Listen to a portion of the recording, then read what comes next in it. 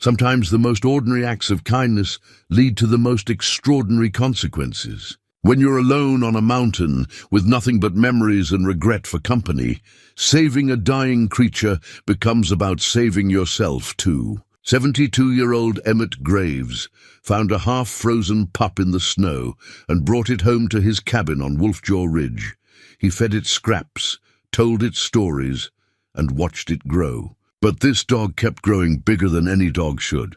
By spring, it stood taller than a man. By summer, government trucks were driving up his mountain road. Men with rifles started asking questions about unusual animals. Emmett realized he hadn't just saved a dog from that blizzard. But what exactly had he rescued, and why did powerful people want it back so badly? Before we jump back in, tell us where you're tuning in from, and if this story touches you, make sure you're subscribed because tomorrow I've saved something extra special for you. The wind carried stories across Wolfjaw Ridge, and Emmett Graves had learned to listen to every one of them. At 72, his weathered hands could still read the mountain's moods better than most men could read a newspaper.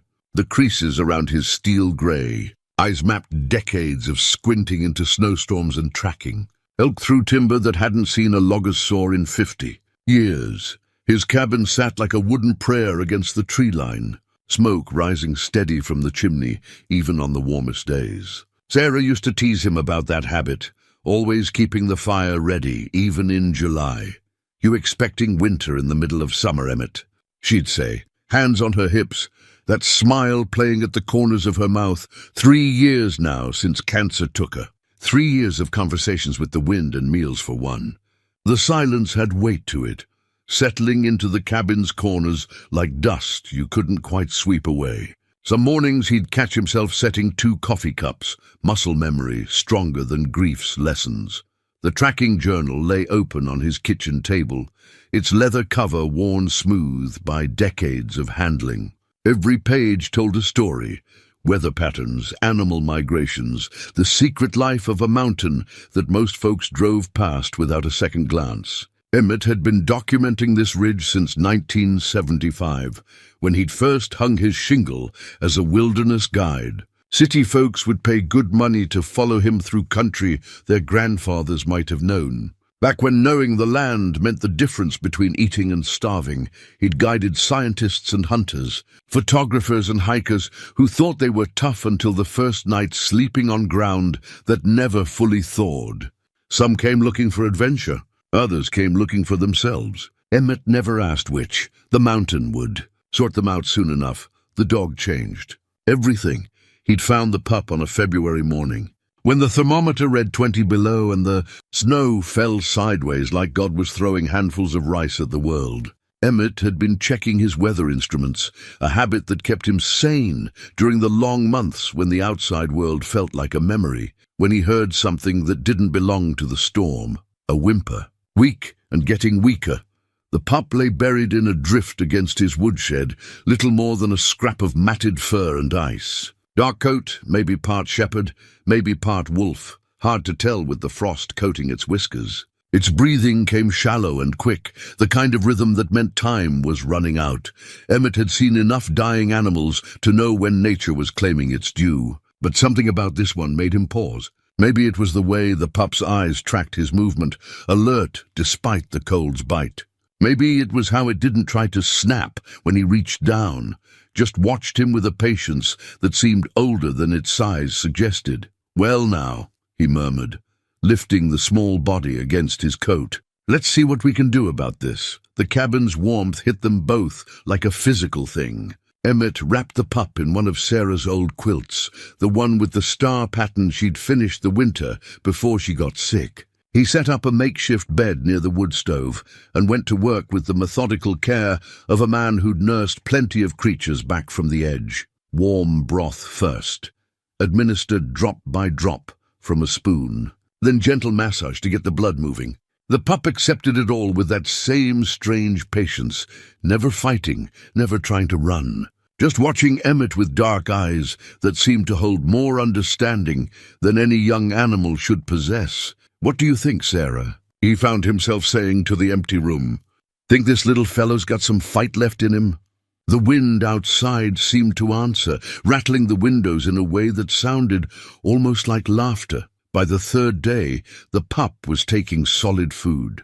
By the end of the week, it was following Emmett around the cabin with steady steps. He called it Bear, partly for the dark coat, partly for the way it seemed to study everything with careful deliberation, like it was cataloguing the world for future reference. Bear grew fast. Faster than any dog Emmett had ever seen.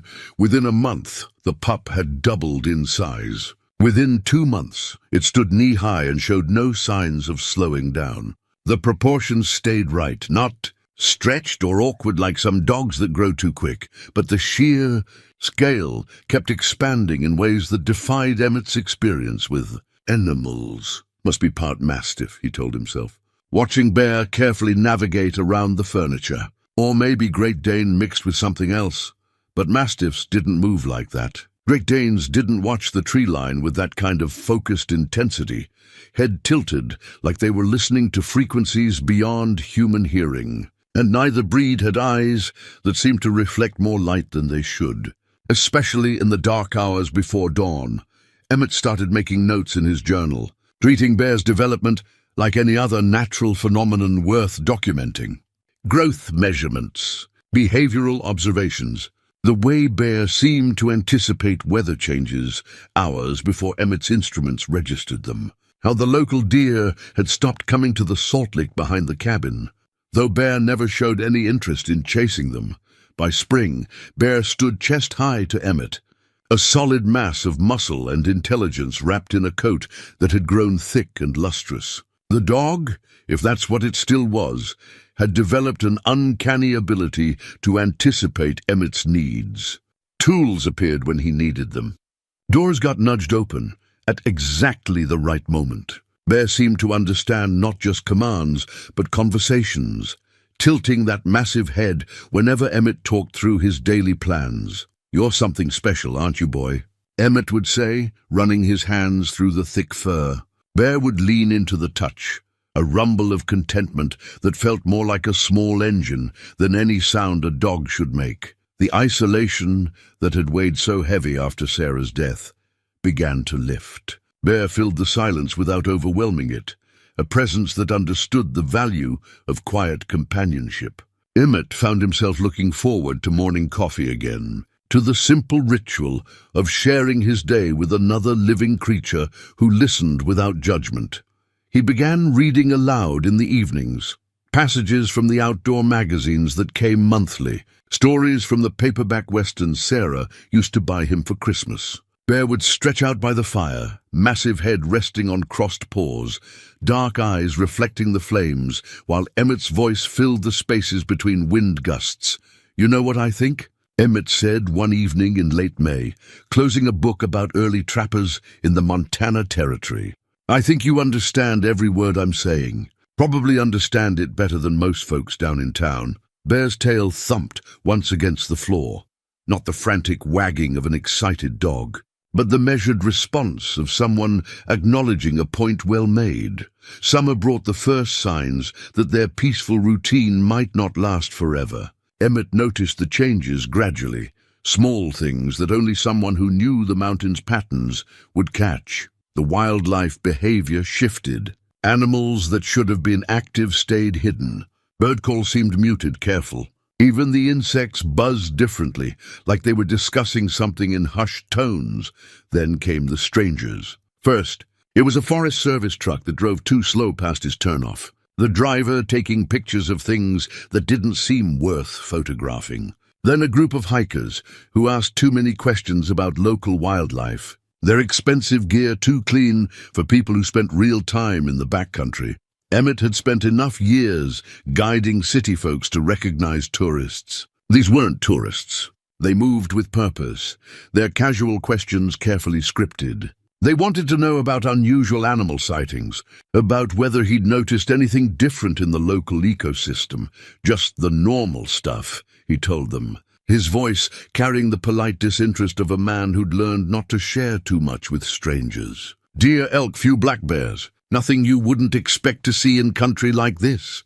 But Bear seemed to know better. The dog, Emmett still thought of him as a dog, despite evidence suggesting otherwise, would disappear whenever strangers got close, melting into the forest with a silence that should have been impossible for something his size. "Smart boy," Emmett murmured, watching the hikers head back down the trail. "Real smart."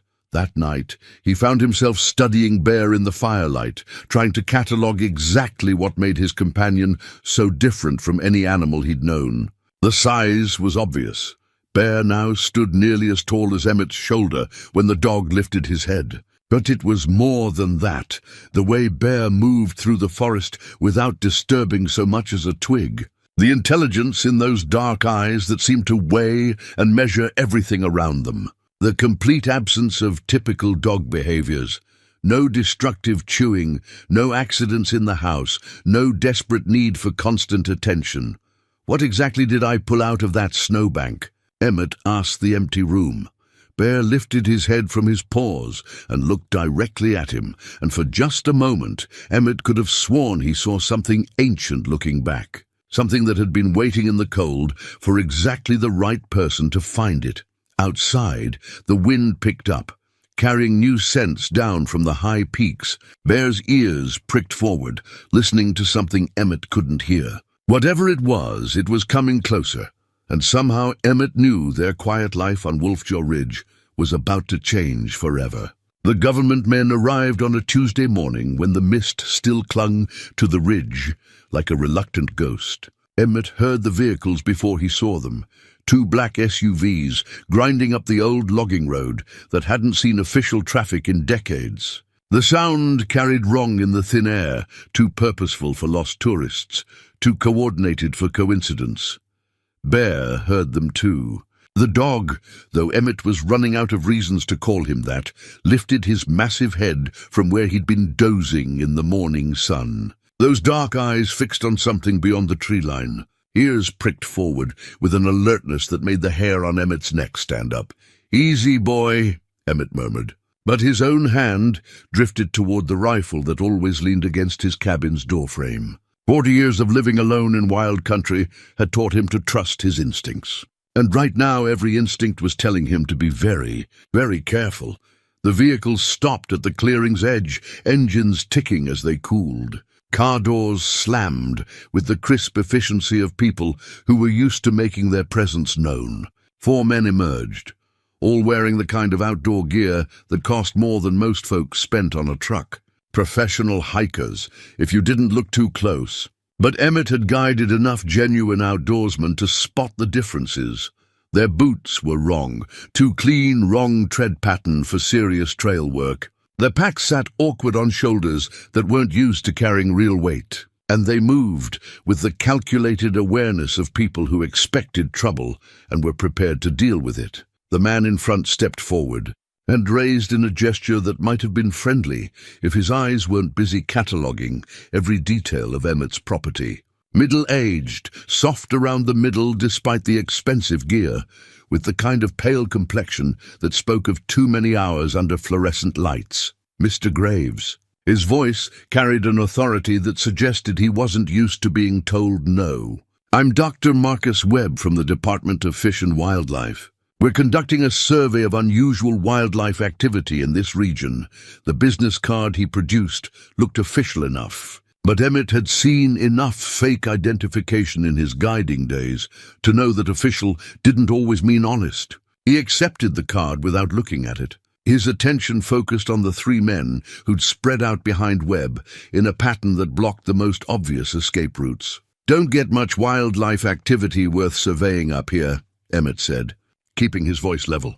"Just the usual mountain critters." Webb smiled the kind of smile that never reached the eyes. "Our satellite data suggests otherwise. We've detected some anomalous readings in this area, thermal signatures that don't match known animal patterns."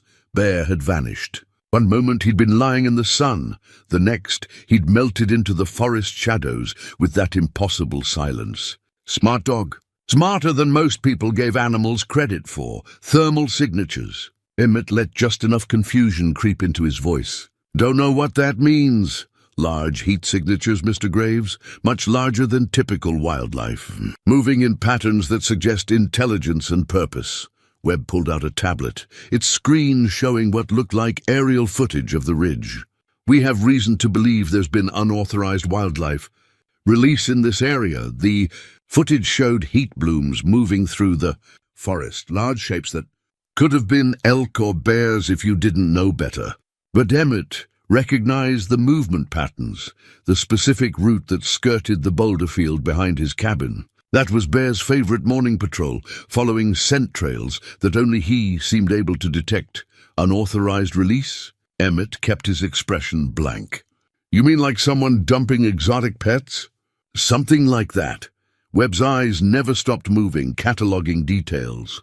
"We're particularly interested in any large canines you might have encountered. Reports suggest there may be an escaped specimen from a classified research program." The words hung in the air like smoke from a dying fire. Classified research program. That explained the too clean equipment, the careful questions, the way these men moved like they expected resistance. "Haven't seen any unusual dogs," Emmett said.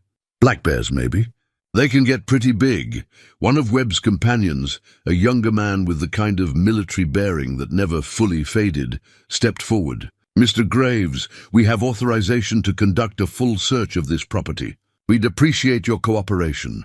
The authorization he showed carried official seals and important-looking signatures. Emmett read it slowly, buying time to think. Whatever Bear was, these people knew about him. They'd been tracking him, probably since winter, which meant they'd known exactly where that lost pup had ended up. "Says here, you're looking for dangerous wildlife," Emmett observed. "That suggests whatever you're hunting might be a threat to public safety." "Potentially, yes." Webb's voice carried the careful neutrality of someone reading from a script. "The specimen was part of an experimental program that was discontinued. It needs to be recovered for everyone's safety. Experimental program. Specimen."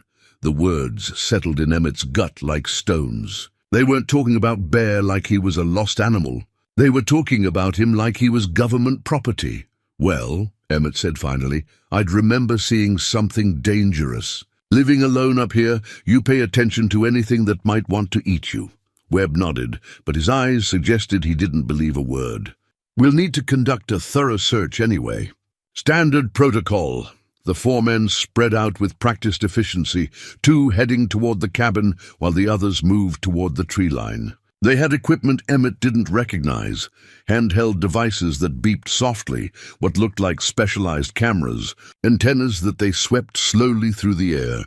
"What exactly are those gadgets supposed to detect?" Emmett asked. "Biosignatures," the military-bearing man replied. "The specimen has unique physiological markers that show up on our scanners." Emmett watched them work, noting how they moved as a unit, how they communicated with hand signals when they thought he wasn't looking. These weren't researchers. They were recovery specialists, and they were very good at their job. 20 minutes later, they'd found nothing. Bear's scent trail would have been obvious to any decent tracker, but these men relied on their electronics instead of their noses. They missed the disturbed ground where Bear liked to rest, missed the territorial markings that any wilderness guide would have spotted immediately. "Interesting," Webb said, studying his tablet's readout. "Our data definitely shows activity in this area, but we're not detecting anything current." "Maybe your data's wrong," Emmett suggested. "Oh, wouldn't be the first time technology got confused by mountain terrain." Webb's smile grew sharper. "Our technology is quite sophisticated, Mr. Graves. It's specifically designed to track the specimen we're looking for." The way he said specimen made Emmett's hands clench. Whatever Bear was, wherever he'd come from, he wasn't just some escaped lab animal. Emmett had seen the intelligence in those dark eyes, felt the careful consideration behind every action. Bear was someone, not something. "Tell me about this specimen," Emmett said carefully. "What exactly am I supposed to be watching out for?" "Classified information," the younger man said quickly. But Webb held up a hand. "Mr. Graves deserves to know what might threaten his safety." Webb's voice took on the tone of someone sharing confidential information. "The specimen is the result of genetic modification research, an attempt to enhance canine capabilities for military applications." The project was terminated when the subject exceeded all projected parameters. Enhanced capabilities. Exceeded parameters. The clinical language couldn't disguise what they were really saying.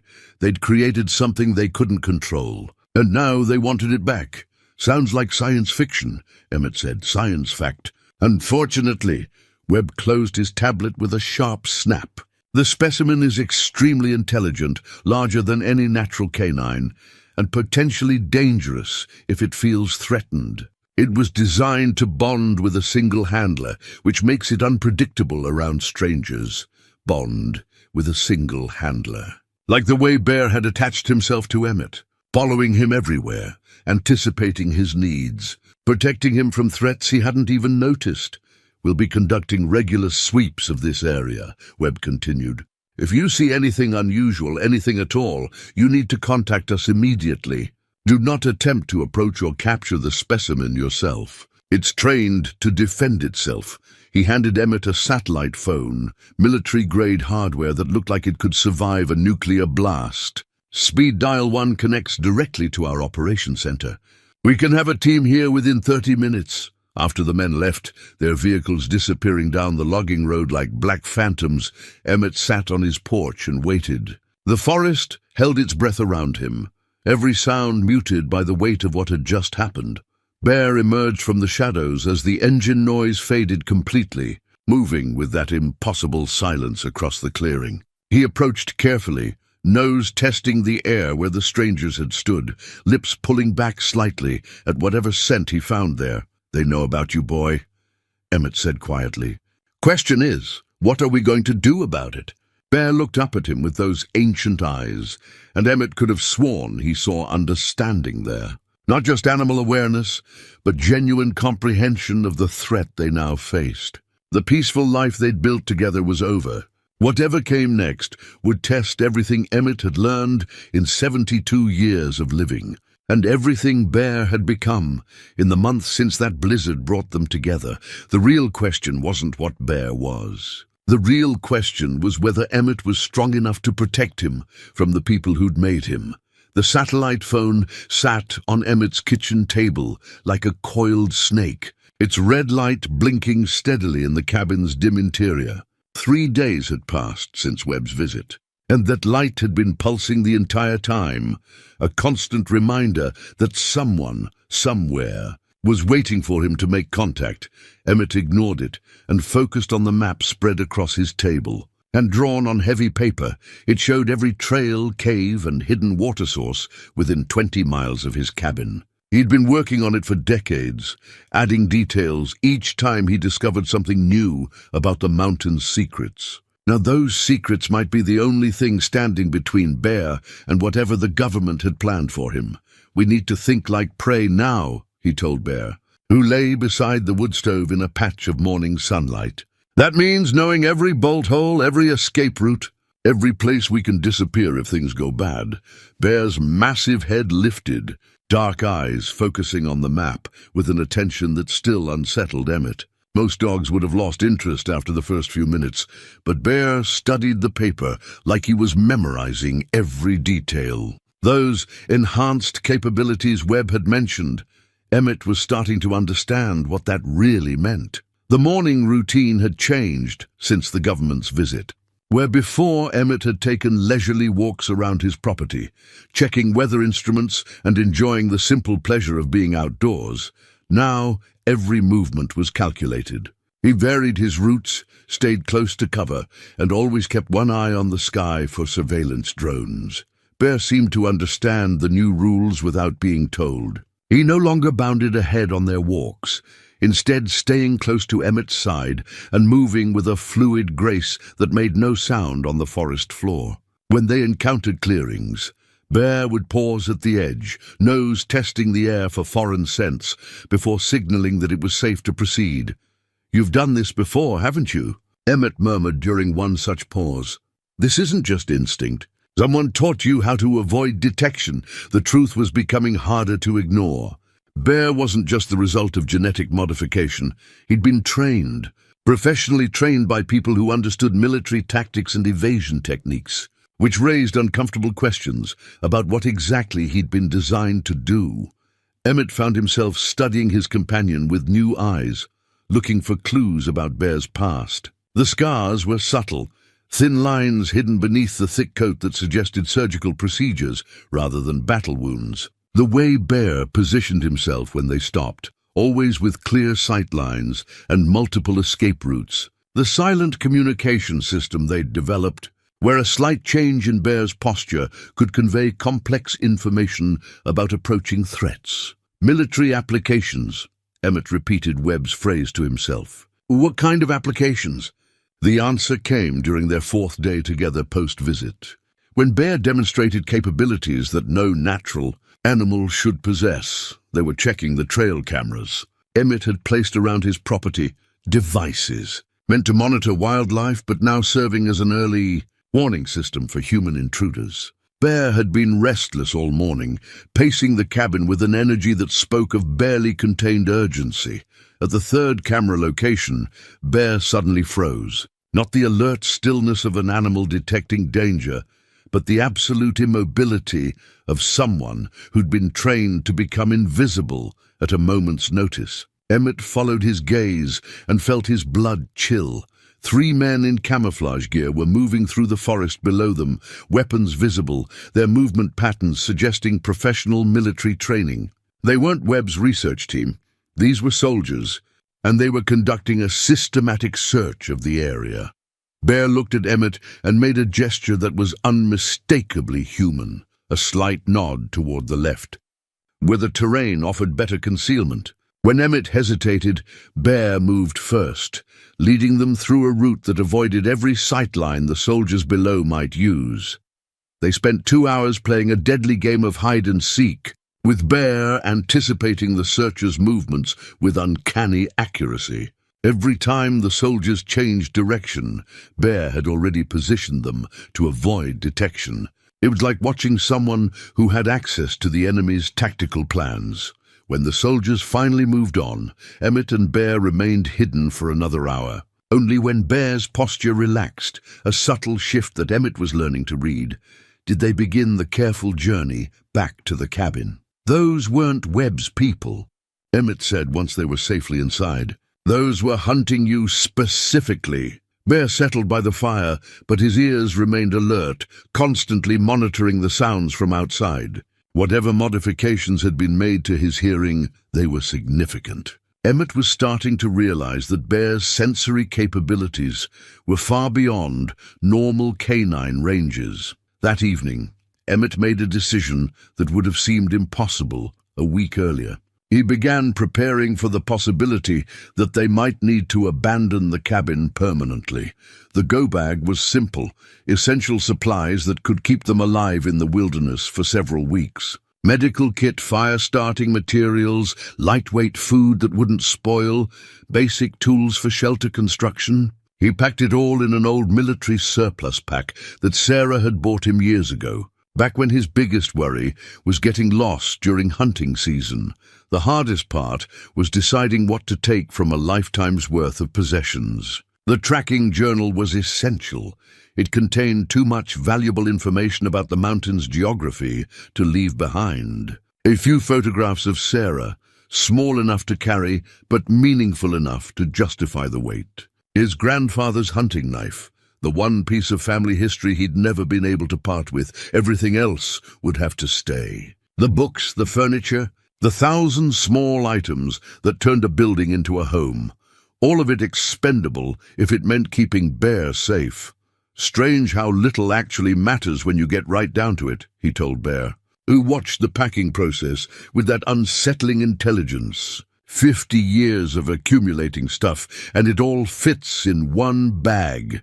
The satellite phone chose that moment to ring. The sound cut through the cabin's quiet like a chainsaw, urgent and demanding. Emmett stared at the device, weighing his options. Ignoring it would send a message, but might also escalate whatever pressure the government was planning to apply. Answering it meant direct contact with people who saw Bear as property to be recovered. On the 5th ring, he picked up, Graves, Mr. Graves, this is Dr. Webb. I trust you've been keeping watch for any unusual activity. Just the usual mountain life, Emmett said. Why, has something changed? We've detected increased movement in your area. Our monitoring equipment suggests the specimen may be closer than we initially thought. The lie came easily. Haven't seen anything out of the ordinary. Been pretty quiet up here, Mr. Graves. I want to emphasize how important it is that you contact us immediately if you encounter the specimen. It's become increasingly agitated since its escape, and we have reason to believe it may be exhibiting aggressive behaviors. Aggressive behaviors. Emmett looked at Bear, who was lying peacefully by the fire, chin resting on his paws. If this was aggression, it was the most controlled version he'd ever encountered. What kind of aggressive behaviors? He asked. Territorial marking, defensive posturing, potential threat assessment of human targets. The specimen was designed to be a weapon, Mr. Graves. It's important that you understand the danger.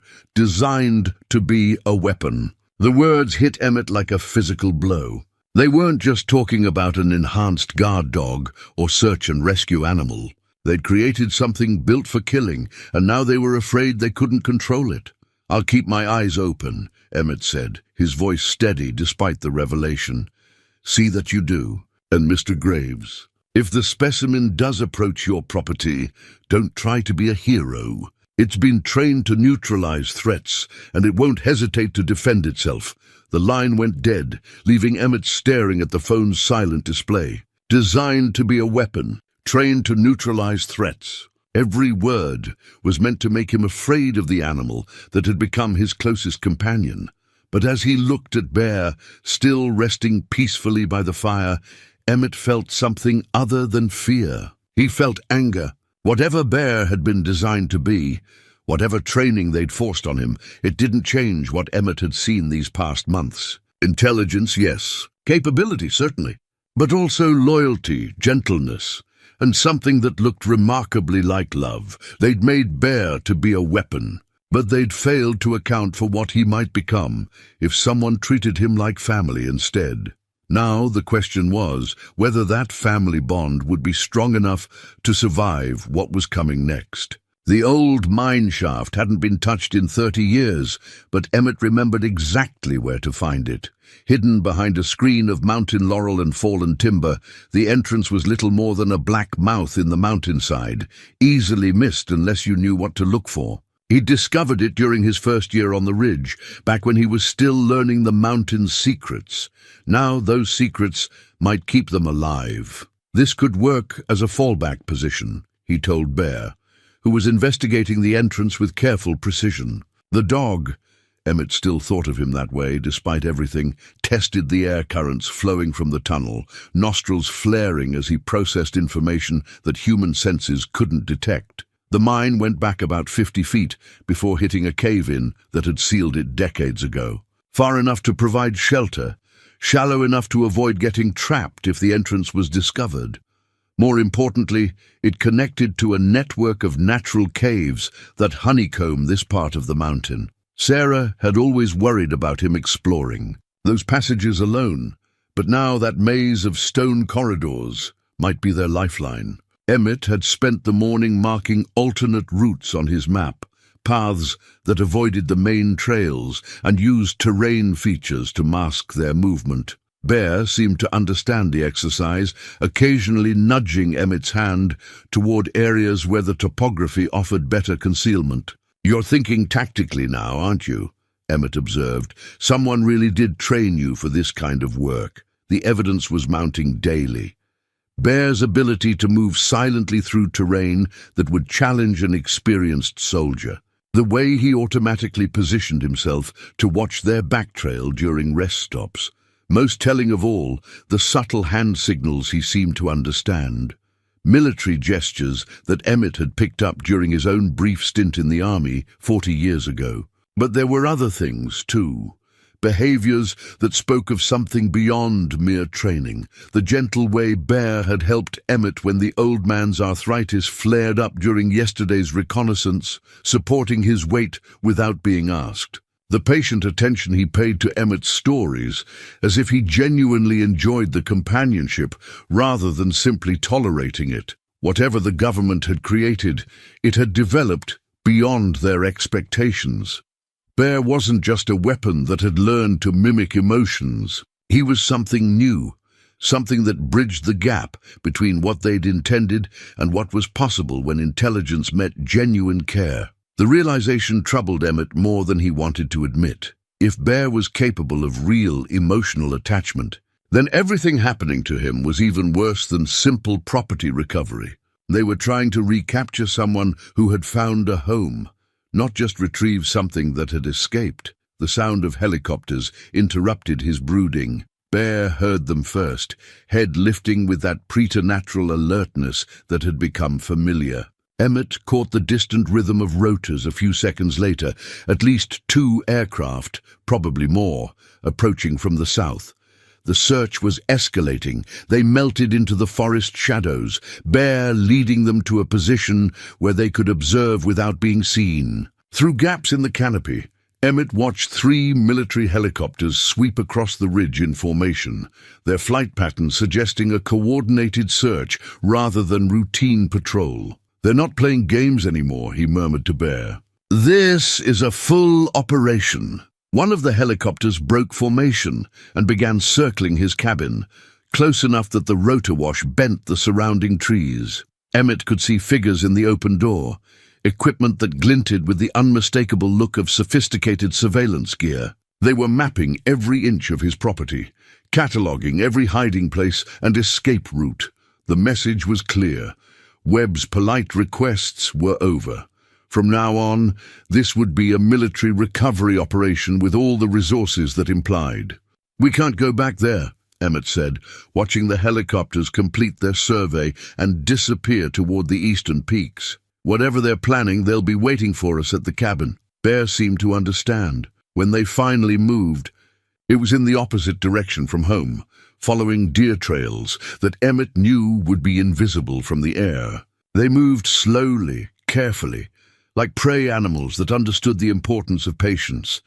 By afternoon they'd reached Crooked Creek, a narrow waterway that wound through the mountain's heart like a silver thread. Emmett had fished these pools for 20 years, but today the familiar landscape felt foreign and dangerous. Every shadow could hide surveillance equipment. Every sound might be the prelude to capture. "We need a new plan," he told Bear as they rested beside a beaver pond. "They know the territory around the cabin now. We're going to have to go deeper into the backcountry." Bear's response surprised him.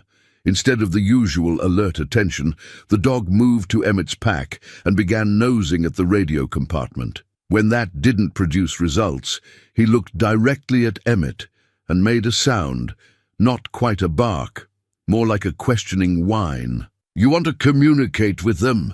Emmett asked, incredulous. "Bear, they're not planning a reunion here. They want to drag you back to whatever laboratory you escaped from." But Bear persisted, pawing gently at the radio until Emmett reluctantly pulled out the emergency device. It was an old CB unit, something he carried for genuine emergencies when the satellite phone might not work in deep terrain. "I don't understand what you're thinking," Emmett said, but he turned on the radio anyway. Static filled the channel for several minutes before a voice emerged from the white noise. Not Webb's polished tones, but something rougher, more immediate. "Control, this is Search Team Alpha. No contact with the target. Recommend expanding search perimeter to include the eastern drainage.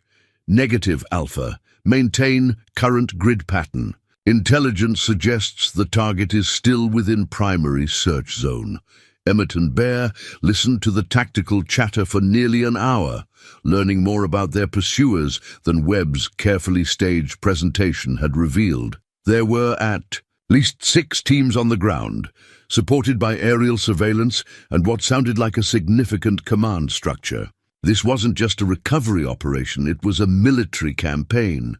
But more disturbing were the references to termination protocols and acceptable loss parameters. Whatever Webb had told Emmett about safe recovery, the people actually conducting the search had different instructions. They wanted Bear back, But if they couldn't take him alive, they were prepared to make sure he never fell into unauthorized hands. "Now I understand why you wanted to listen," Emmett said quietly. "They're not just hunting you. They're prepared to kill you rather than lose you." Bear's eyes held a depth of understanding that was almost human. He'd known this was a possibility, maybe even a probability.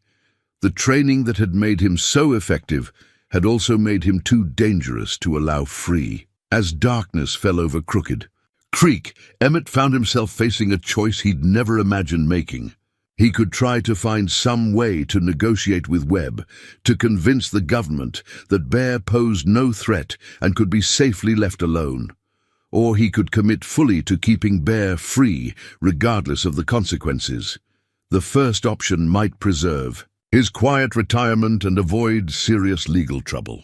The second would make him a fugitive from his own government, a 72-year-old man trying to outrun trained soldiers in country he knew better than anyone alive. Looking at Bear in the gathering darkness, seeing the trust and loyalty in those ancient eyes, Emmett realized the choice had already been made. Months ago, when he'd pulled a dying pup from a snowbank and brought it home to heal, family meant protecting each other, even when protection meant war. The cache had been hidden for 15 years, buried beneath a cairn of stones that looked like nothing more than another mountain landmark. Emmett had placed it there during his early guiding days, when he'd learned that the backcountry could kill you faster than you could call for help. Emergency supplies, carefully preserved and positioned at strategic points throughout his territory. Now kneeling beside the weathered rocks with Bear, watching the surrounding forest for threats, Emmett felt the weight of how much his world had changed. What had once been simple preparation for natural emergencies was now their lifeline in a war he'd never wanted to fight. The waterproof container held exactly what he'd hoped: medical supplies, water purification tablets, high-energy food bars, and most importantly, a detailed topographic map that showed features no government survey had ever recorded. Hidden springs, game trails, the kind of local knowledge that could only be gathered through decades of patient observation. "This is how we're going to survive," he told Bear, spreading the map on the ground between them, not by running blindly, but by using every advantage this mountain can give us. Bear studied the map with that unsettling intensity, head tilted, as if he were memorizing every contour line and elevation marker. More than once, Emmett caught him looking from the map to the surrounding terrain, making connections that suggested a level of spatial reasoning that should have been impossible for any animal. "You understand maps, don't you?" Emmett said softly. "Not just following routes someone else planned, but actually reading the land and making tactical decisions." It was another piece of evidence that Bear's modifications went far beyond physical enhancements. Someone had given him cognitive abilities that bordered on human intelligence, then trained him to use those abilities in military contexts. The question that kept haunting Emmett was what exactly Bear had been designed to accomplish. The radio chatter they'd monitored the previous day had provided some disturbing clues. References to deep penetration missions and autonomous operation protocols suggested Bear hadn't been created for simple guard duty or search and rescue work. He'd been designed to operate alone behind enemy lines, making complex decisions without human oversight, which explained why the government was so desperate to recover him. They hadn't just lost a valuable asset, they'd lost a weapon capable of independent thought and action. In the wrong hands, Bear could be reverse-engineered, his capabilities duplicated by hostile nations. In his own hands, he represented something even more dangerous, proof that the line between human and animal intelligence wasn't as fixed as anyone had believed. The sound of approaching footsteps froze both of them in place. Bear's ears pricked forward, his body tensing with that absolute stillness that Emmett had learned to recognize as combat readiness. Someone was moving through the forest below them, trying to be quiet, but failing to mask the small sounds that betrayed human presence. Emmett eased his rifle from its sling, checking the chamber out of habit more than necessity. He'd been handling firearms since he was 12 years old, But right now the familiar weight felt inadequate. Against whatever was coming for them, Bear made a gesture, subtle, movement of his muzzle toward the left, that indicated multiple contacts, approaching from different directions. Emmett felt his stomach tighten. This wasn't random patrol activity. Someone had tracked them to this specific location.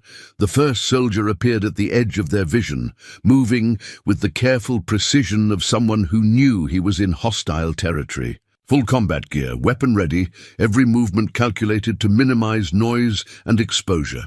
Professional military, not the research team facade that Webb had presented. Behind him came two more, spread out in a formation that spoke of extensive training and battlefield experience. They were conducting a sweep pattern that would have been effective against most fugitives. But they were making one crucial mistake.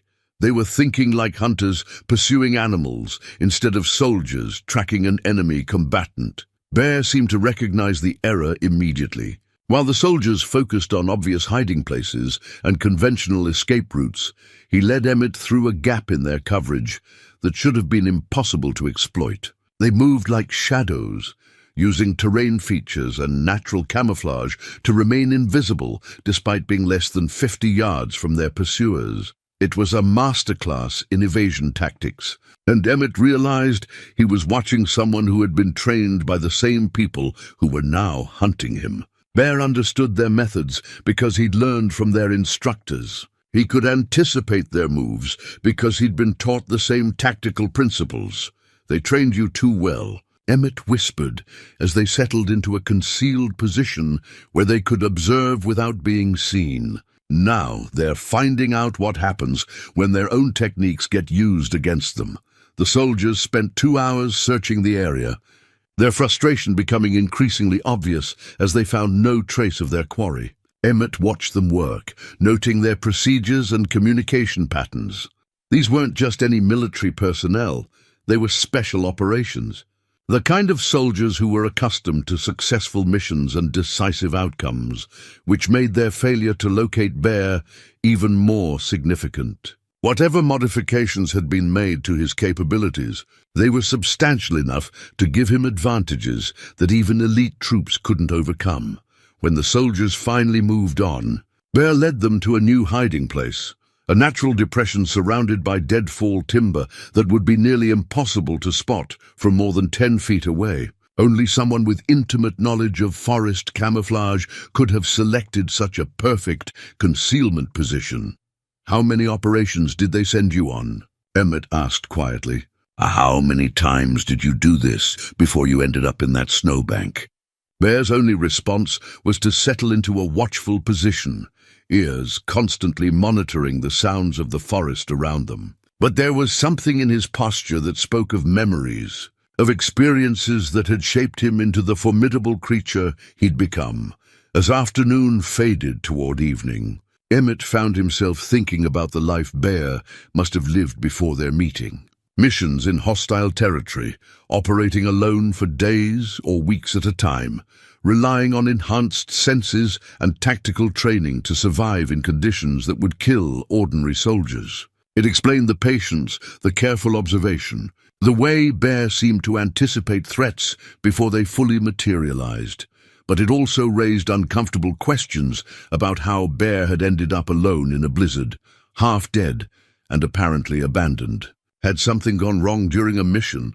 Had he been written off as a casualty and left to die? Or had he somehow managed to escape from handlers who saw him as nothing more than expendable equipment? "Whatever happened to you before?" Emmett said, scratching behind Bear's ears in the gathering darkness. "You're not alone now. We're family, and family doesn't abandon family."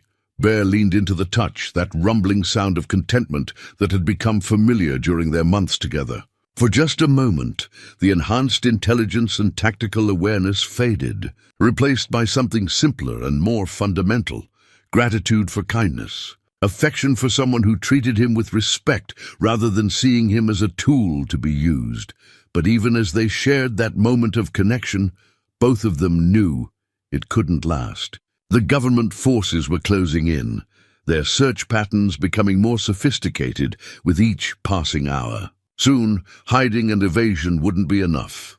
Soon, they would have to fight. The photograph was tucked inside Emmett's jacket pocket, a simple snapshot he'd been carrying for 3 years. Sarah, standing beside the cabin's front porch, her smile warm and genuine, taken during their last summer together before the cancer diagnosis changed everything. He found himself studying it by the light of a carefully shielded flashlight, trying to remember the sound of her laughter. "What would you tell me to do?" he whispered to the image. "Run? Fight? Try to find some way to reason with them?" Bear lay beside him in the cramped shelter they'd fashioned from fallen timber and pine boughs, his massive form barely fitting in the space Emmett had designed for one person. The dog's breathing was steady and controlled, but his ears never stopped moving, constantly monitoring the forest sounds that surrounded their hiding place. They'd been on the run for a week now, moving deeper into the backcountry with each passing day. The government forces had responded by escalating their search, bringing in tracking dogs, thermal imaging equipment, and what sounded like specialized personnel who understood wilderness pursuit better than the initial teams. The radio intercepts told the story of their growing desperation. References to mission timeline compression and authorization for enhanced measures suggested that someone important was losing patience with the operation's lack of success. They wanted Bear back, and they were willing to use increasingly aggressive methods to accomplish that goal. Enhanced measures. Emmett repeated the phrase to himself. In military parlance, that usually meant removing restrictions on acceptable casualties or collateral damage. They were preparing to stop playing by peacetime rules. The realization forced him to confront a truth he'd been avoiding. This wasn't just about recovering government property anymore. It was about demonstrating that the federal apparatus couldn't be defied by one old man and his unusual companion. They couldn't afford to let Bear remain free, because his freedom represented a challenge to their authority that went beyond simple property theft. Bear shifted position, and Emmett caught a glimpse of something he'd noticed but not fully processed before. A small scar behind the dog's left ear, precise and surgical, that hadn't been there when he'd first found the half-frozen pup. It was healing, barely visible unless you knew what to look for, but it suggested recent medical intervention. "They did something to you recently, didn't they?" Emmett said softly. "Something right before you ended up in that blizzard." The more he thought about it, the more the timeline troubled him. Bear's condition when Emmett found him hadn't been consistent with simple exposure. The hypothermia had been real, but there had been other signs: disorientation, what looked like the aftermath of sedation, a weakness that went beyond cold and hunger. "You didn't escape," Emmett realized. "They dumped you. Something went wrong with whatever they were doing, and they decided to cut their losses." It explained so much. Why Bear had been alone in the wilderness, without any pursuit initially. Why the government's search had taken months to organize. Why they seemed surprised to discover he was still alive and thriving under Emmett's care. They'd written him off as a failed experiment, disposed of him like defective equipment, and now they were scrambling to recover an asset they'd never expected to see again. The thought filled Emmett with a cold anger that surprised him with its intensity. He'd spent 72 years trying to be a reasonable man, someone who understood that the world was complicated and that most conflicts had two sides. But there were some things that crossed lines that couldn't be uncrossed. Abandoning a thinking, feeling creature to die alone in the wilderness was one of those things. "They threw you away," he told Bear, his voice carrying a hardness that would have been foreign to Sarah's ears. "Treated you like garbage and expected you to disappear quietly. Well, they're going to find out what happens when you underestimate what someone's worth." Bear looked at him with those ancient eyes, and Emmett saw understanding there. Not just comprehension of the words, but recognition of the commitment they represented. They were in this together now, bound by something stronger than convenience or circumstance. The radio crackled to life, interrupting his thoughts with another burst of tactical chatter. "Control, this is Overwatch. We have thermal signatures consistent with the target, approximately 2 clicks southwest of Checkpoint Delta. Confirmed, Overwatch. All units converge on that position. Remember, We want the asset intact if possible, but mission success takes priority over preservation. Mission success takes priority over preservation. Another euphemism for kill if necessary authorization. Emmett felt the last of his illusions about peaceful resolution crumble away. "Time to move," he whispered to Bear, but the dog was already in motion, dismantling their shelter with efficient movements that left no obvious traces of their occupation. They moved through the forest like ghosts, Bear leading them along routes that avoided the converging search teams through what seemed like supernatural awareness of terrain and tactical positioning. Emmett had spent 40 years in these mountains, but watching Bear navigate the pursuit was like seeing the landscape through completely new eyes. Every shadow was evaluated for concealment potential. Every sound was analyzed for threat assessment. Every change in wind direction was considered for its effect on scent trails and tracking animals. Bear wasn't just evading capture, he was conducting a masterclass in wilderness warfare. "Where did they train you?" Emmett asked during a brief rest stop. What kind of facility could teach tactics like this? The answer came to him gradually as they continued their evasion. Not a traditional military base, where protocols and procedures would have been standardized and predictable. Somewhere else, somewhere designed specifically for creating weapons that could think independently and adapt to changing circumstances. The implications were staggering. If the government had facilities dedicated to creating enhanced animals, how many other projects were running in secret? How many other creatures were being modified and trained for purposes that would horrify the general public? And how many of them had been disposed of when they became inconvenient or unpredictable? "We're not just running from them," Emmett realized as they settled into another temporary hiding place. "We're running from everything they represent. The willingness to create thinking beings and then destroy them when they don't perform as expected."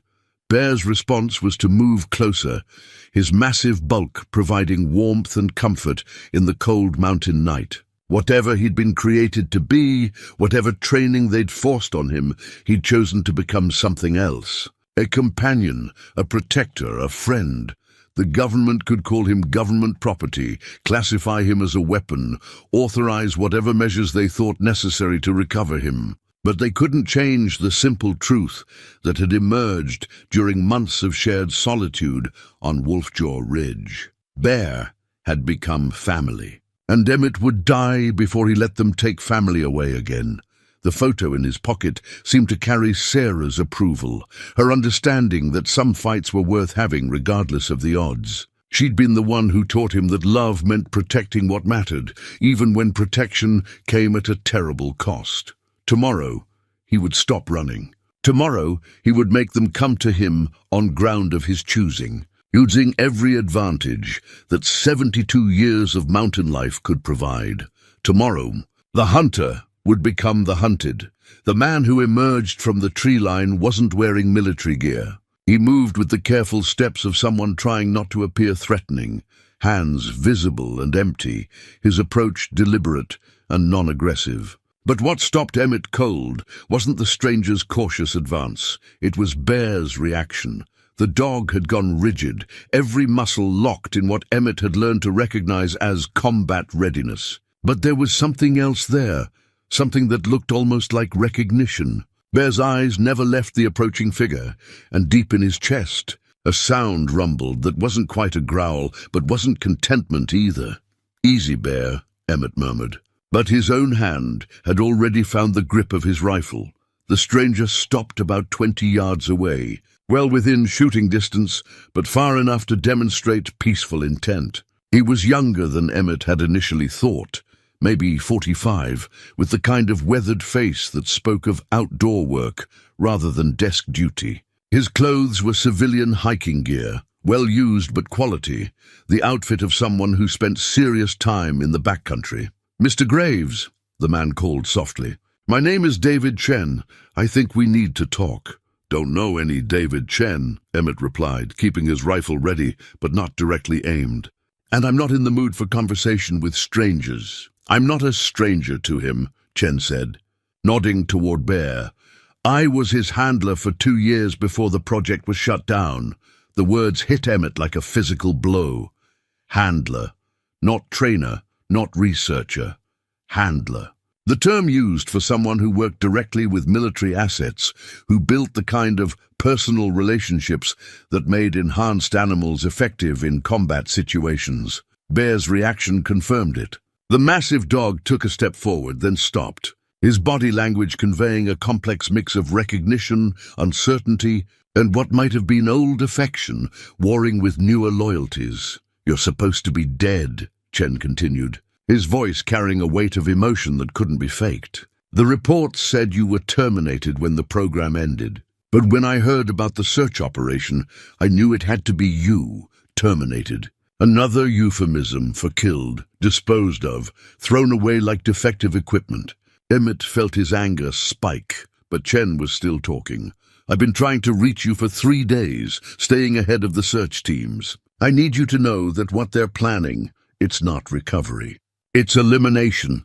They can't afford to let you live now that you've demonstrated capabilities beyond what the original project achieved." "What the hell is that supposed to mean?" Emmett demanded. Chen glanced around nervously, clearly aware that their conversation was dangerously exposed. "Can we move somewhere more secure? This is going to take some explaining, and we don't have much time."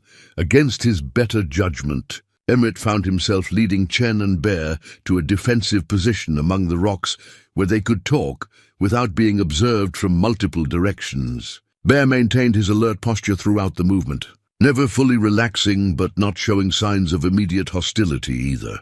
"Start talking," Emmett said once they were concealed. Chen took a deep breath, organizing his thoughts like someone who'd rehearsed this conversation but never expected to have it.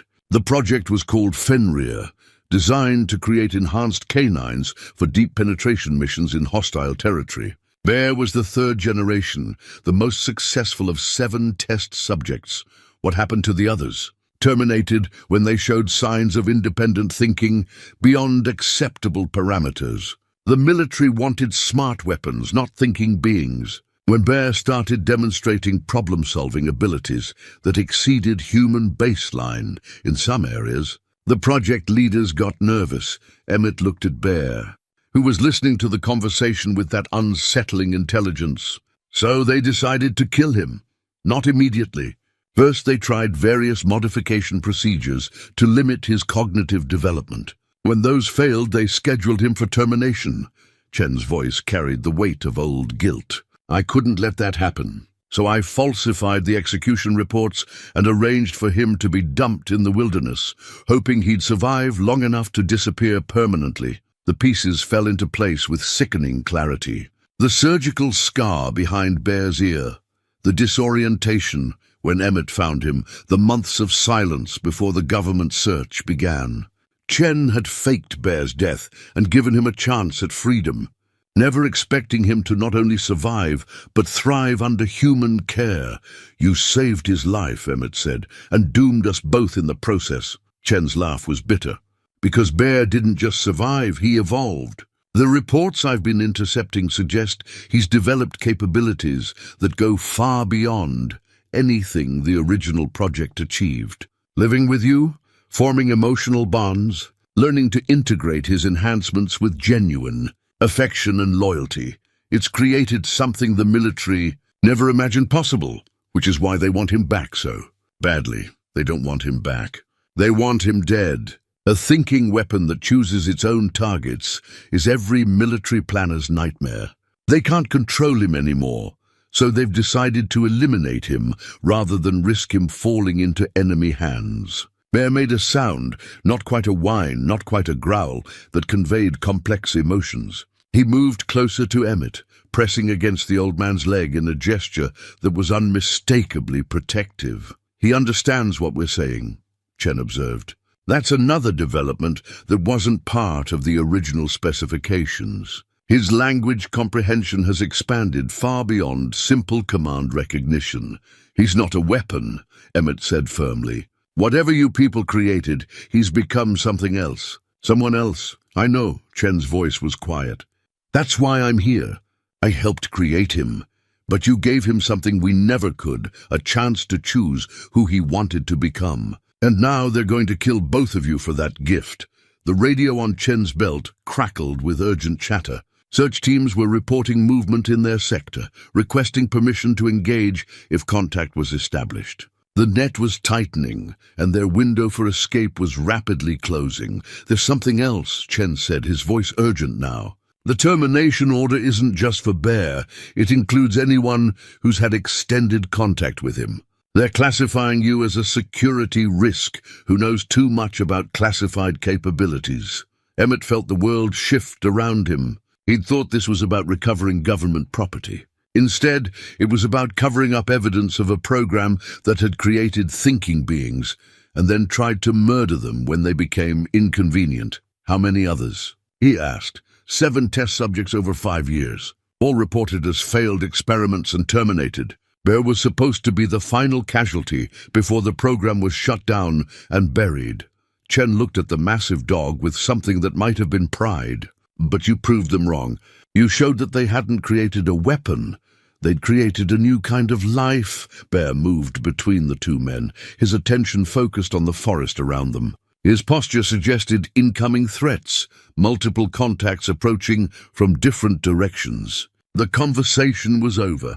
"They found us," Chen said, reading Bear's body language with the familiarity of someone who'd worked with him for years. "Then we run," Emmett said. But Chen shook his head. "There's nowhere left to run. They've got thermal imaging, scent tracking, and more personnel than we can avoid indefinitely.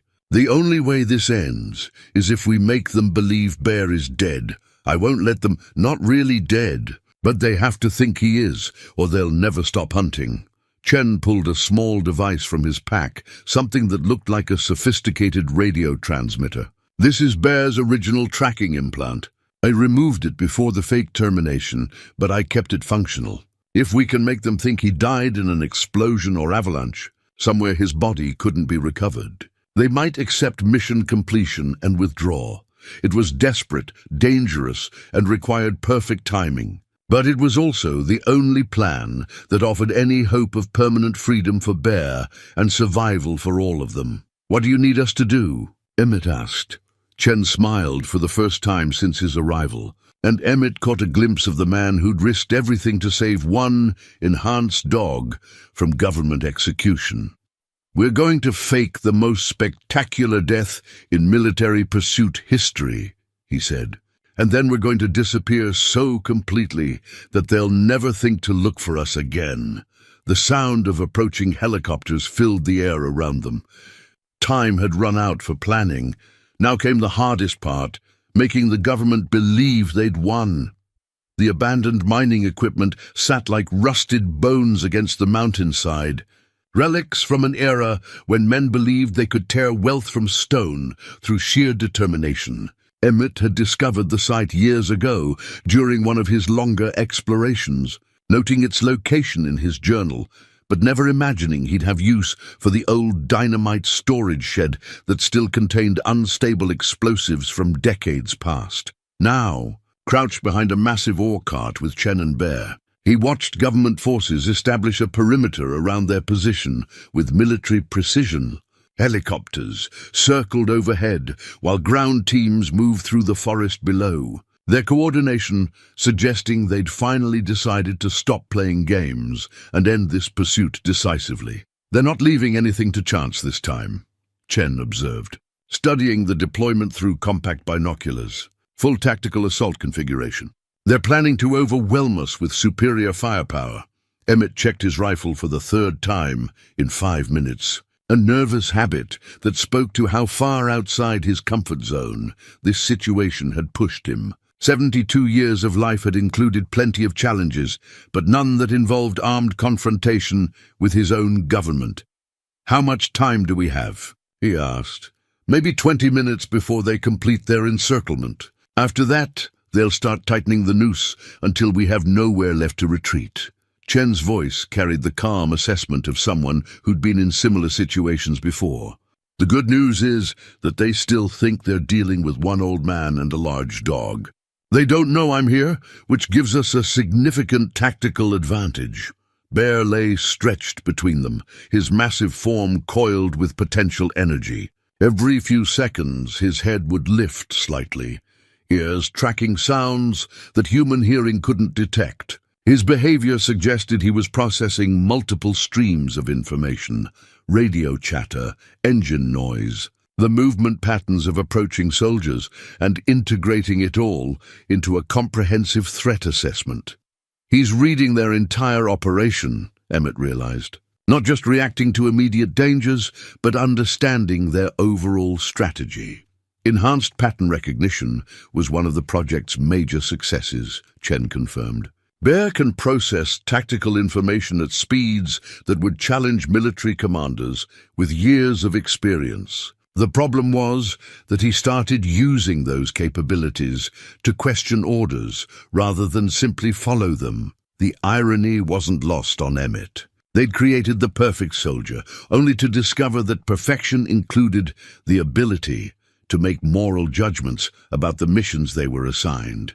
Bear hadn't just exceeded their technical specifications, he'd developed a conscience. The tracking implant, Emmett said, forcing himself to focus on their immediate survival. How exactly is this supposed to work? Chen pulled the small device from his pack, its surface covered with indicators that pulsed in rhythm with Bear's heartbeat. It's designed to monitor vital signs and location data in real time. When I activate the termination sequence, it will broadcast a massive biometric spike, followed by complete signal loss. Combined with the explosion we're planning, it should convince them that Bear was killed in the blast.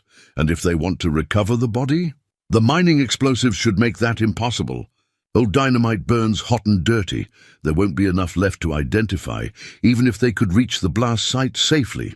It was a desperate plan built on timing, luck, and the hope that government bureaucracy would accept convenient conclusions rather than pursue inconvenient investigations. But it was also their only chance of ending this pursuit without losing their lives in the process. The radio chatter had intensified, with team leaders reporting their positions and requesting final authorization to begin the assault. Emmett caught references to acceptable collateral damage and priority target elimination that made his blood run cold. They weren't planning to capture anyone alive.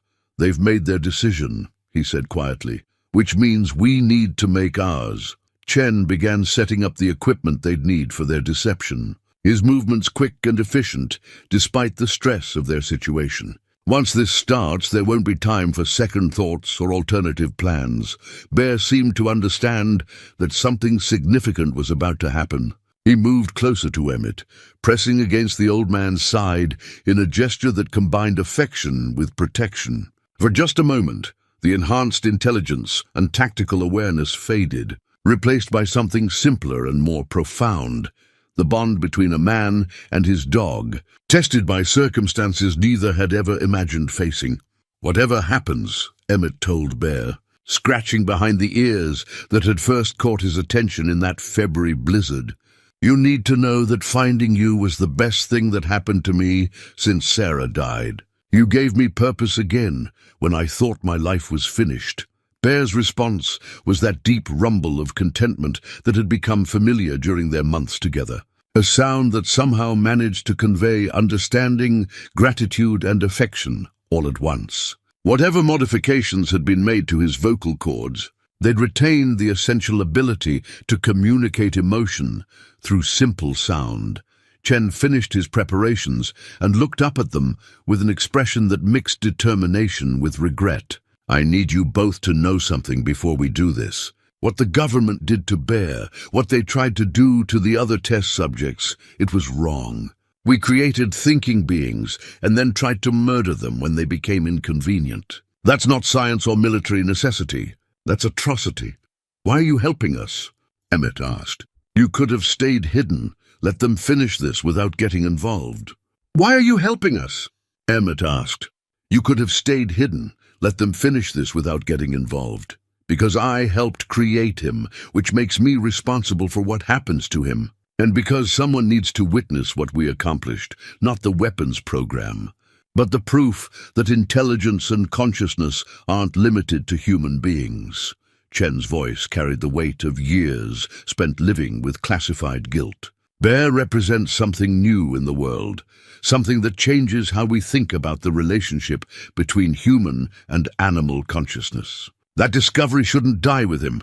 The helicopters were getting closer, their rotor noise becoming a constant thunder that made communication difficult. Ground teams were moving into final positions, their radio chatter indicating they'd be ready to begin the assault within minutes. "Time to go," Chen announced. But his words were nearly drowned out by the arrival of additional aircraft. Emmett watched through gaps in their cover as the government forces completed their deployment. At least 40 soldiers visible, probably more in concealed positions, supported by multiple aircraft and what looked like specialized equipment for dealing with enhanced targets. They'd brought enough firepower to level a small town. "They're not taking any chances," he observed. "They can't afford to. If word gets out about the Fenrir project, about the thinking beings they created and then murdered, it would trigger congressional investigations and criminal prosecutions that could destroy careers and expose programs that are supposed to remain buried forever." Bear's attention focused on something beyond their position, his body tensing with alert readiness. A moment later, Emmett heard what had caught the dog's attention. The distinctive whine of incoming drones. Multiple aircraft that were probably equipped with thermal imaging and other sensors. "Surveillance drones," Chen confirmed. "They're mapping our exact position before they move in. We've got maybe 5 minutes before they start the assault." The abandoned dynamite shed sat 50 yards away, a wooden structure that had somehow survived decades of mountain weather, despite containing enough explosive material to carve a new valley in the mountainside. Getting there would require crossing open ground under potential observation, but it was their only chance of creating the kind of destruction that would make their fake deaths believable. "The implant will need to be close to the explosion site to sell the deception," Chen explained as they prepared to move. "Which means Bear has to be near the blast when it goes off." "How near?" "Close enough that the signal gets disrupted by the electromagnetic pulse, but far enough away that he doesn't get killed by the actual explosion. Maybe 30 seconds to reach minimum safe distance after I activate the termination sequence. 30 seconds to cover enough ground to avoid being killed by their own deception. It would require perfect timing, absolute trust, and the kind of luck that Emmett had learned not to count on during 72 years of mountain living. But it was also their only chance of freedom. "Ready?"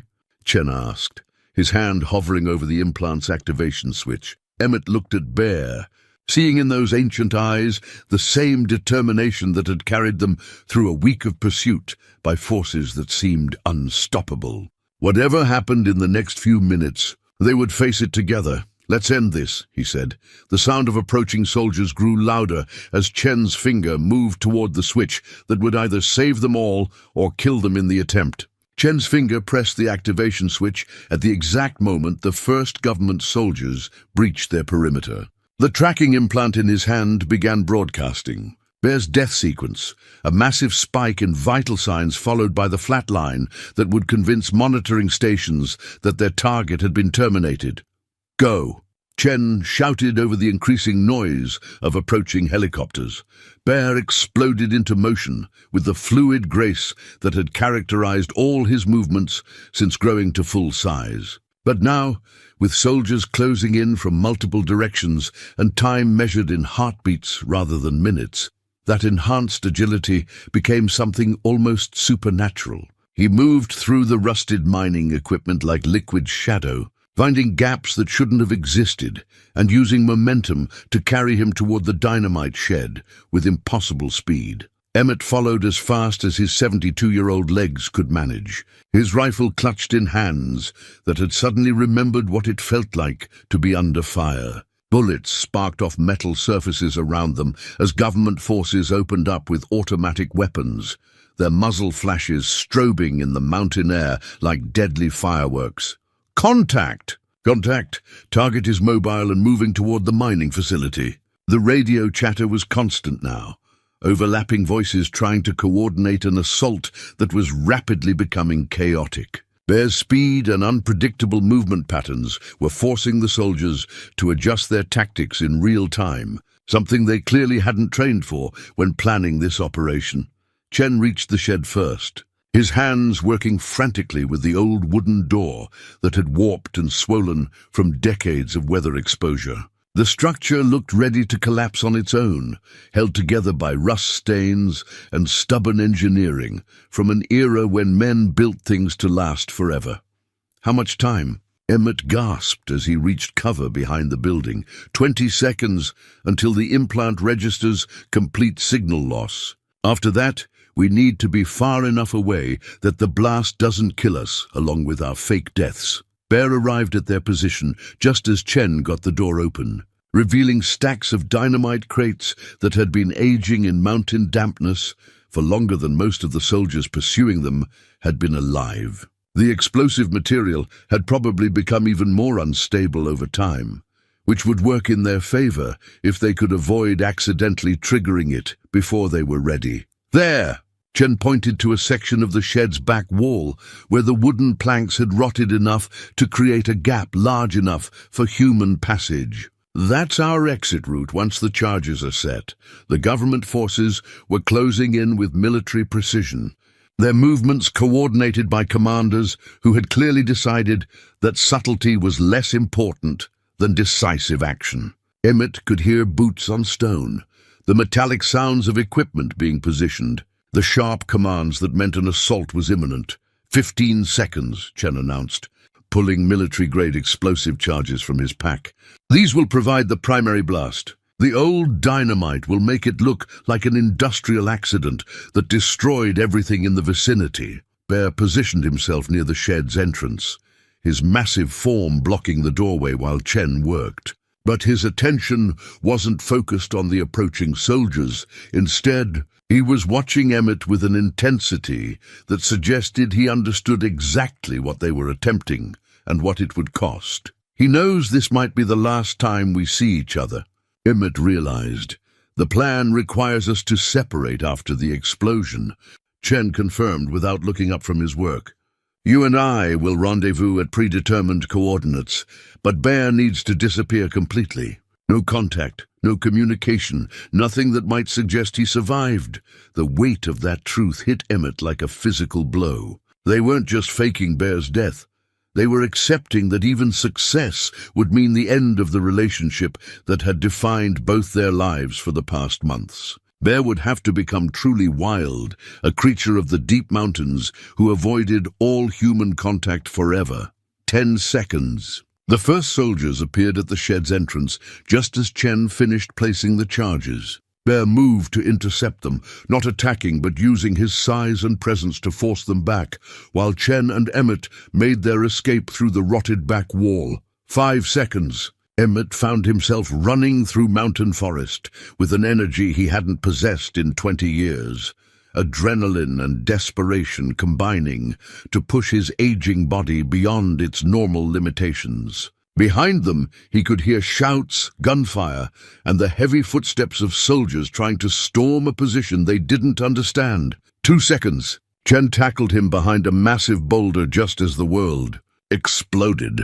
The blast was beyond anything Emmett had imagined. A thunderclap of sound and fury that shook the entire mountainside and sent debris raining down like deadly hail.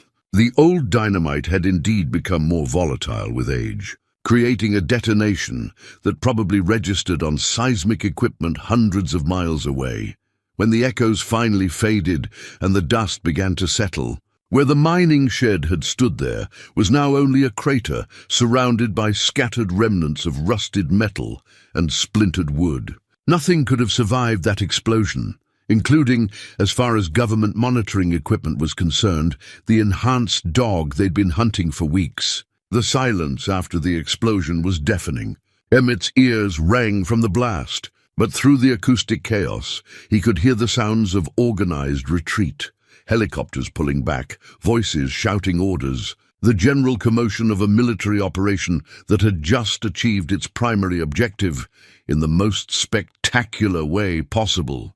Status report. I need confirmation on target elimination. Dr. Webb's voice cut through the radio chatter, sharp with the urgency of someone whose career depended on successful mission completion. Chen held the radio close enough for Emmett to hear the responses as search teams reported their findings. Blast site is completely destroyed. No possibility of survivors in that crater. Tracking implant registered full. Termination sequence before signal loss. Biosignatures. Went to 0 at time of detonation. Webb's relief was audible, even through the static. Confirmed. Target has been eliminated. All teams begin withdrawal procedures. Mission complete. Emmett found himself holding his breath as the government forces began their pullback, waiting for some indication that their deception had failed, that someone had spotted inconsistencies in the evidence they'd manufactured. But the reports continued to support their fake death scenario. Where is he? Emmett whispered to Chen. Safe. Bear knows these mountains better than anyone now. He'll have found shelter and concealment long before the blast. The question is whether he understands that he needs to stay hidden forever. The weight of permanent separation settled on Emmett like lead. After months of constant companionship, the thought of never seeing Bear again felt like losing family all over again. But the alternative was watching him die for real at the hands of people who saw him as nothing more than malfunctioning equipment. He understands, Emmett said with more confidence than he felt. He's smart enough to know what this cost and why it was necessary. They waited in their concealment for 2 more hours, listening to the systematic withdrawal of government forces. Helicopters departed in waves, their rotor noise fading until the mountain quiet returned. Ground teams radioed final status reports as they reached extraction points. By late afternoon, the forest had returned to its natural rhythms. It's over, Chen said finally. They think Bear is dead, which means they'll classify this as mission accomplished and file the reports that will keep it buried forever. And us? We were never here. No official record of my involvement. No witness statements placing you at the blast site. As far as anyone knows, you were an innocent bystander who lost his property to an unfortunate mining accident. Chen began gathering his equipment, preparing for a departure that would take him back to whatever life he'd built after leaving the Fenrir project. But something in his manner suggested this wasn't quite the ending he'd planned. There's something else, he said. Something I haven't told you about Bear's capabilities. Emmett felt a chill that had nothing to do with mountain air. What kind of something? The modifications weren't just physical and cognitive. There were genetic alterations designed to extend operational lifespan significantly beyond normal canine parameters. If Bear remains healthy and avoids accidents, he could live for decades longer than any natural dog. The implications hit Emmett gradually. Bear wasn't just free. He was free for a very long time. Long enough to establish himself as a permanent part of these mountains, to become the kind of legend that local people would whisper about for generations. How long? Emmett asked. Conservative estimates suggest 40 to 50 years minimum.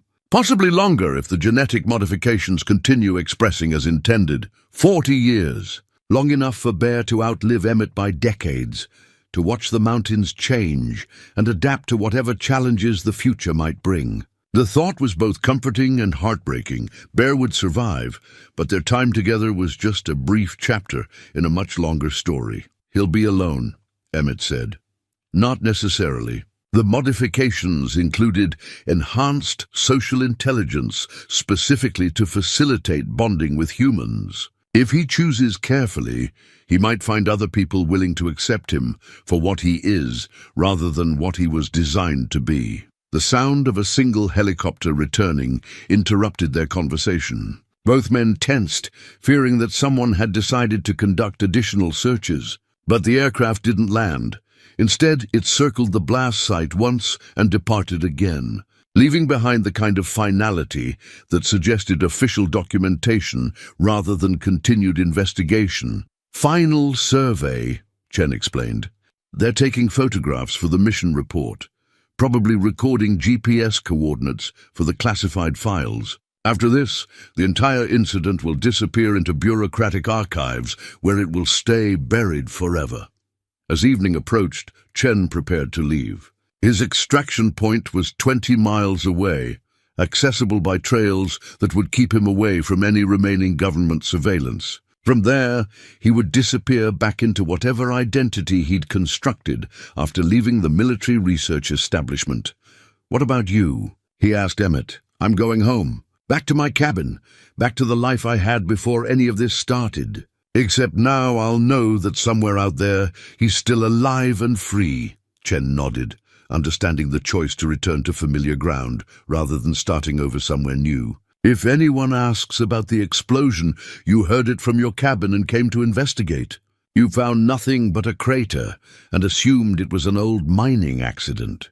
They shook hands in the gathering darkness. Two men who had shared an extraordinary experience that neither could ever discuss with anyone else. Then Chen melted into the forest shadows, moving with skills that suggested his own background included more than simple research duties. Emmett was alone on the mountain for the first time in months, but the solitude felt different now. Bear was still out there somewhere, still alive and thinking and making his own choices about how to live in a world that had tried to destroy him. The family hadn't been broken. It had just been transformed into something new. 3 months had passed since the explosion that officially ended Bear's existence, and Emmett had settled back into the rhythms of solitary mountain life with an ease that surprised him. The cabin felt familiar again, his daily routines resuming their comfortable patterns, but everything carried the weight of memory now. The chair where Bear used to rest by the fire, the trails they'd walked together during those peaceful weeks before the government arrived. The simple pleasure of sharing stories with someone who listened without judgment. The official investigation had lasted exactly 1 week. A Forest Service team had documented the blast site, filed reports about unstable mining explosives, and recommended that the area be marked as hazardous to prevent future accidents. No mention of unusual wildlife, no references to classified recovery operations, no indication that anything more significant than an industrial mishap had occurred. Webb had visited once, ostensibly to follow up on Emmett's witness statement about the explosion. But his questions had been perfunctory, his manner suggesting someone going through required motions rather than pursuing active investigation. The tracking implant's termination signal had convinced his superiors that their mission was complete. "Terrible tragedy," Webb had said, standing in Emmett's kitchen and accepting coffee with the air of someone making a social call. "We were hoping to study that animal for potential conservation applications. Such a waste." Emmett had nodded sympathetically and offered appropriate regrets about the timing. Just bad luck that their research animal had apparently been in the wrong place when old dynamite finally destabilized.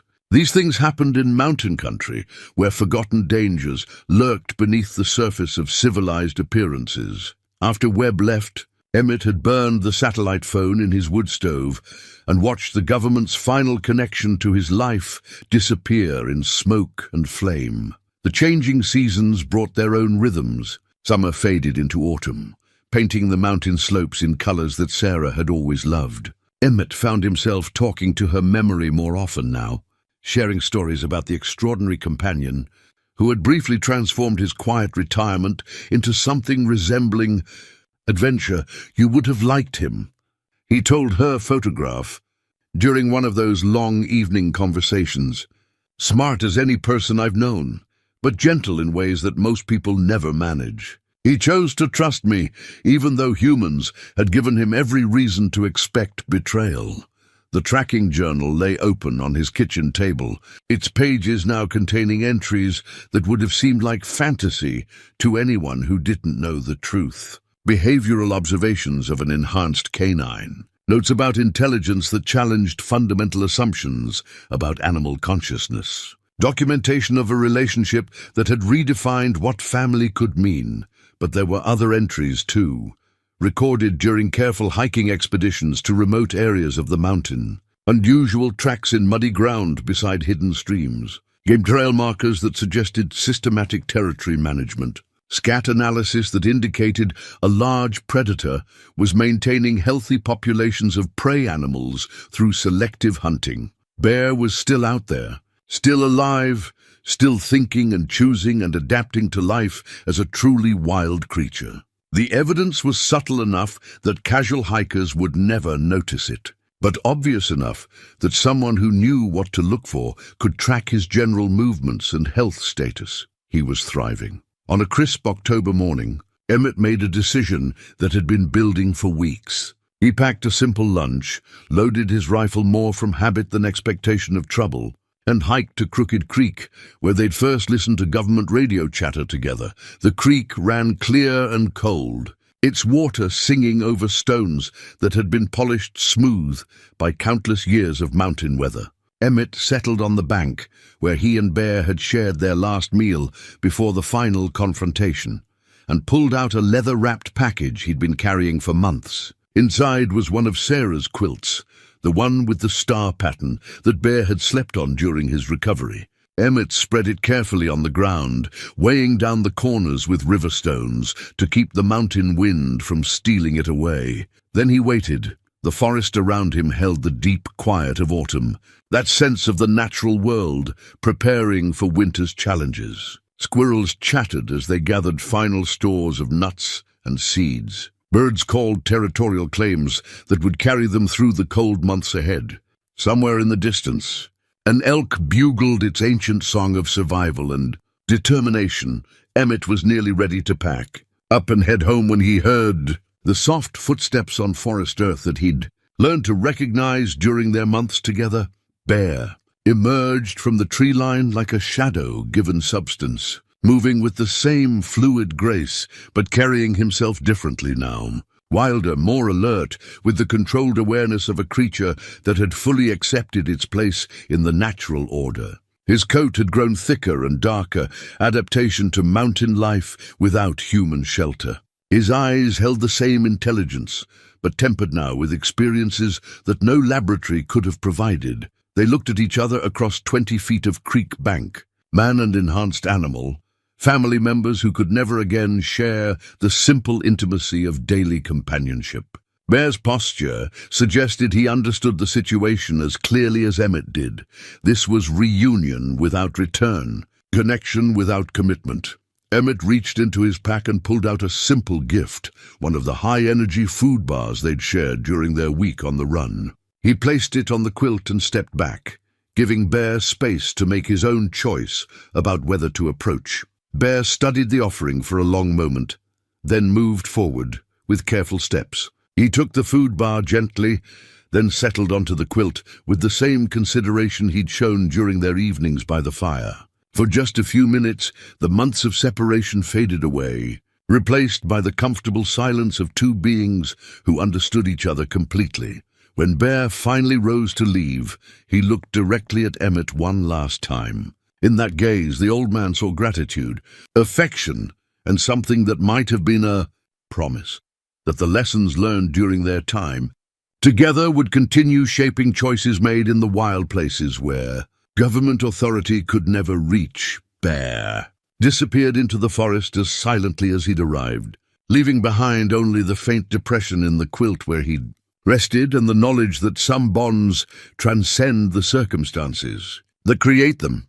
Emmett folded the quilt carefully and began the walk back to his cabin, carrying with him the certainty that he'd done something significant with the final chapters of his life. He'd provided sanctuary for a thinking being who deserved freedom, protection for someone who'd already sacrificed too much to human ambition.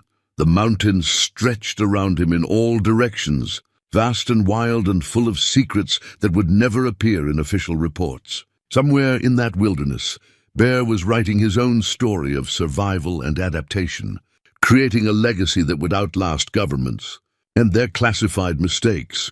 Sometimes the most important victories were the ones nobody else ever knew about. Sometimes family meant letting go so that love could survive.